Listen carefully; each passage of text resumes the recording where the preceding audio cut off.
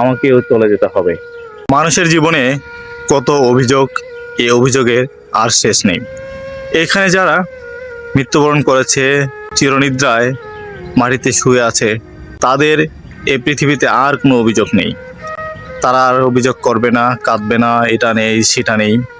কিন্তু আমরা যারা বেঁচে আছি, তাদের জীবনে অনেক অভিযোগ, অভিযোগের শেষ নেই। এখানেও একটা পার্থক্য রয়েছে। দেখেন, যারা সাধারণ মানুষ, তাদের কবরে কোনো ব্যানার নেই, লেখা নেই।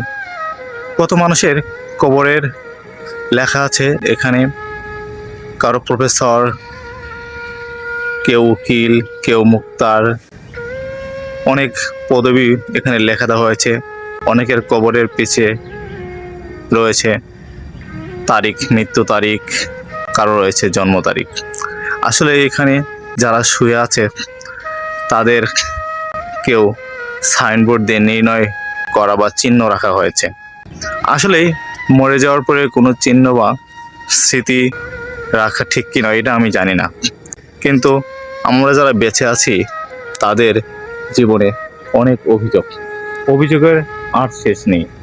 জীবন বাঁচতে হলে কত আকাঙ্ক্ষা নিয়েই মানুষ বাঁচে, কিন্তু মরার পরে কোনো আকাঙ্ক্ষা আর অভিমান থাকে না। আমার চারপাশে দেখতে পাচ্ছেন অনেক কবর আর কবর। এ কবরে শুয়ে আছে অসংখ্য নারী, পুরুষ, মহিলা, বৃদ্ধ থেকে শুরু করে সব বয়সের মানুষ।